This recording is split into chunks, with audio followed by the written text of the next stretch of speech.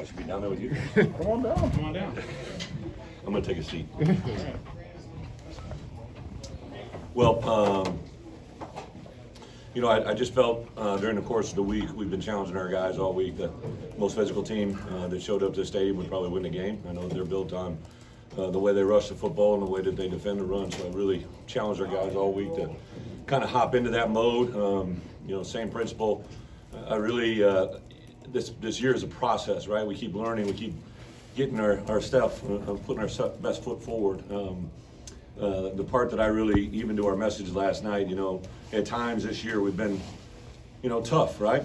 Tough moments. I kind of referred to it as the fog. They got to see through the fog to get where they want to be, and these guys just kept doing that, kept pressing themselves, and are really impressed with our defense offensively to get that first touchdown. The first time they touched the ball was a tone setter, and then I know they're a good football team. They're winning the Big Ten West. Right before we showed up here today, they were the leaders in the Big Ten West, and I told our guys we may not be in that position right now, but we can start to play like that, and I couldn't be more proud of these guys.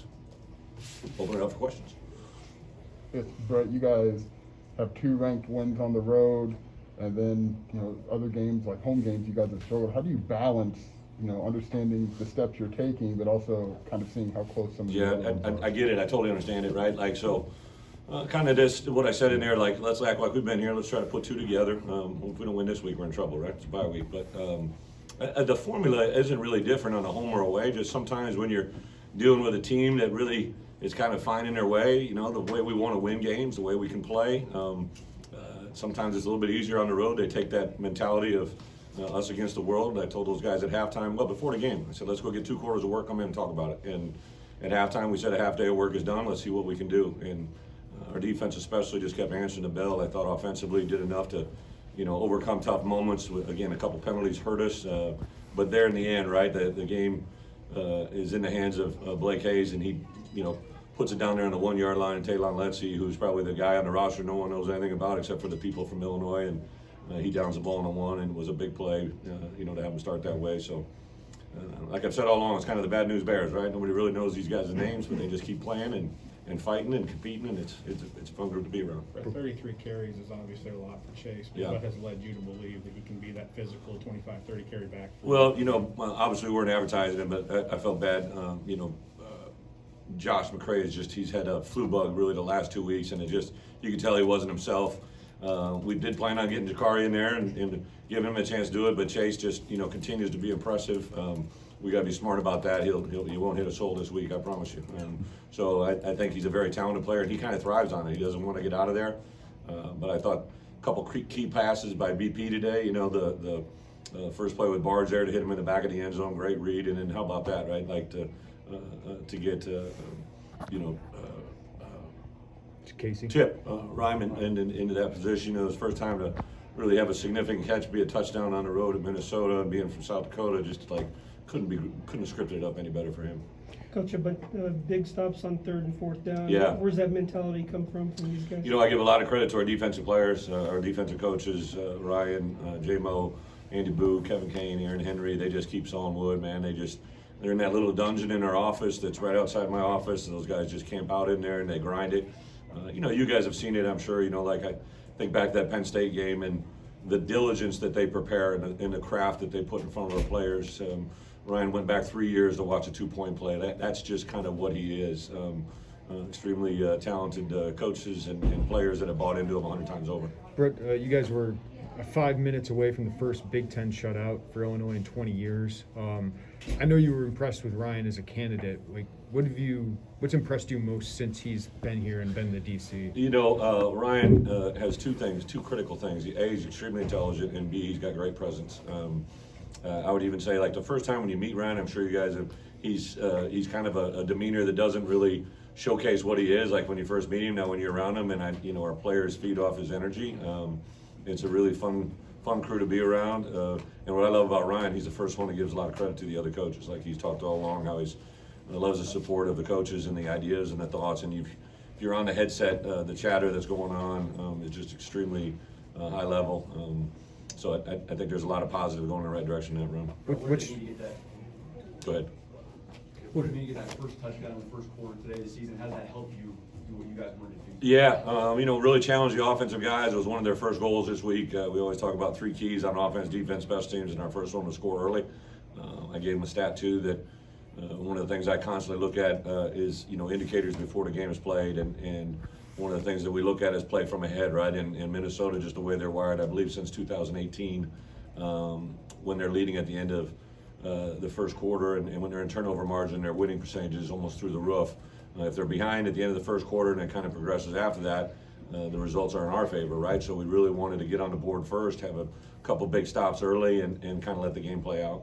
I mean, I know you've talked a lot about starting maybe better in games, but what did you see today where you were able to get the offense going early? They just capitalized it. I think even that Penn State game, remember, we were moving it early and then we had the interception, right? So ball security is a big one. One of the things that I get and I put in front of them that we talk about as coaches when Minnesota is either winning or even in the turnover margin, their win percentage is off the charts. When we have the winning percentage, or when the opponent has the turnover margin favor, their winning percentage was less than 30%. So we were putting a huge emphasis on just taking care of the football and on defense and attacking the football. Brett, they had allowed 9 sacks in 8 games. For today, you get 6 today. I imagine that's because you won first and second down before that, but just the physicality of being able to overcome their offensive line and get that pressure on Tanner Moore. Yeah, I thought, again, it's in the execution, obviously the play call and the execution. And thought, even that first tip ball, I believe was, if I'm not thinking of Seth, right, that got the tip, but it was really pressure from OC.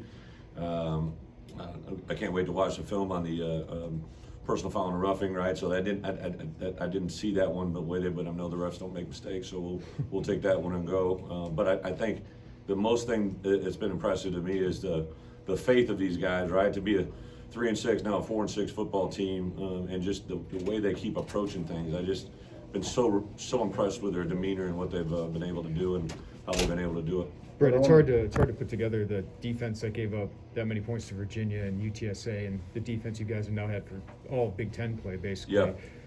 What did you guys find out that this group succeeds doing? Well, I think the key to success is maximizing what you do well and then minimizing what you don't do well. And I think Ryan, in particular, really took an inventory after those first couple games. Hey, what are we doing? What do we do well? And let's try to capitalize that. I look at guys like Tony Adams. I mean, love him to death. God, man, I wish I could have a couple more years with him. Just the ability that he's turned around his play and playing at a high level. The emergence of Kirby, really, in theory, 2 of our inside linebackers who would be, in my opinion, probably all Big Ten type players are down for the season, and you have Tariq and Kalon come in and just play at an extreme high level. I couldn't be more impressed. Guys up front, I think Johnny Newton, Keith Randolph, Rod Perry. Unfortunately, I think Bobo does have a significant ankle. He re-aggravated his injury, but I think Seth, and I'm going to tell you now, Isaiah Gay, I can't say enough about his emergence and what he plays with extension. He's explosive. For me as a coach, like I always say, you learn so much from your players. What I've learned on this journey with Isaiah Gay is absolutely awesome. Like, 'cause he was frustrated, I was frustrated, coaches, and he just took this path in a great demeanor, and he's playing really well because of it. But I wonder, that Wisconsin game, you guys are 2-5, Yeah. going into a bye. It just felt like, looking at it from the outside, that could have been a pivotal point in the season. How did you guys turn from that into 2 ranked wins? I get it. I think the process that players, like everybody says, kids are different these days. Kids are no different from when I was a freshman to where they are now. They want to be guided, right? And if they trust you, they'll listen, and they'll, you don't have to be demeaning, you don't have to be derogatory. You just kind of build a trust relationship with them, and these guys have really accepted what we've said, even when it made them uncomfortable or made our coaches uncomfortable saying it to them. But I'm like, just tell them the truth. Players want honesty, and if you can give them one tool, if you give them a new pair of pliers in the toolbox, right, or a new screwdriver, or a new hammer that they can use to build their craft, they'll gravitate to you in a heartbeat. And I give Coach Smith and his craft, like they gave us a foundation, some good kids to build around. We're getting a lot of good work with our younger players. This week we'll get a lot of developmental work. We'll also be on the road recruiting. These 2 bye weeks have been absolutely awesome for us in recruiting to get out where we need to be. And I appreciate the question, but it really didn't surprise me, right? Like during that bye week, that Wednesday bye week practice, was very impressive to me. The spirit, the energy. We had a couple guests in. They kind of made the same comment. They're like, "Man, that does not look like a 2-5 team going out there and practicing." And I give a lot of credit to them because this game in November mattered, right, for us this week. Obviously, we're not in a contention for the Big Ten West this year, but that team was and at the top of it, and I made a challenge to them. Let's see where you want to be, right? Let's see what you want to do. Give a lot of credit to Minnesota and Coach Black. Like I've said during the week, we're different people, but I have a tremendous amount of respect for what he's done in this program and build it. When I was with the Giants, I actually drafted Carter Coughlin, who was a kid that played here in Minnesota, and the faith that kid had in his upbringing here, really said something to me. I know for me as a head coach, whenever I have one of my or a coach that is now coaching one of my players talks about the foundation they play with, that excites you, and I've seen that firsthand now. What did you get out of Brandon today? Not only in the throw game, but in some of those bootlegs, runs. He comes out of the game, comes back in the game. What does that kind of do for him and his teammates? Parents know best, fathers know best, right? So I saw BP's dad after a game, and he kind of talked about how, like I said, sometimes I feel like I got to push him around to get him going. He goes, Coach, it's exactly what you got to do.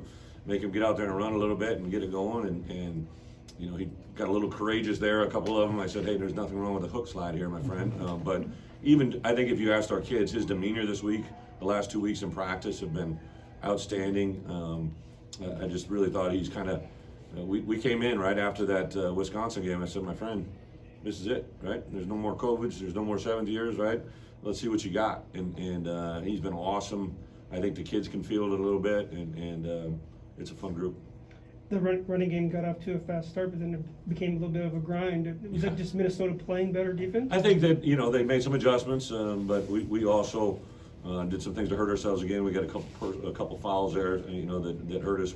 If we don't have success on first, second down, we're not a good third and long team, right? So we got to have success on early downs to get there, and I'll give Minnesota credit. They were doing some things, but we got to maintain it for 4 quarters. Brett, how much does 2 wins over ranked opponents help you when you get out on the trail? Like, how does that make a big impact? I get it. I really hadn't thought about it. I knew that Minnesota was. I didn't say anything about their ranking. I don't know where they were in the ranked, and I knew they were ahead of the Big Ten West. That's all. That's only So on Wednesday, I put up 3 numbers. I always kind of go through who they are. Right. This is a team. This is what they do. This is how they play. And then I put up at the end.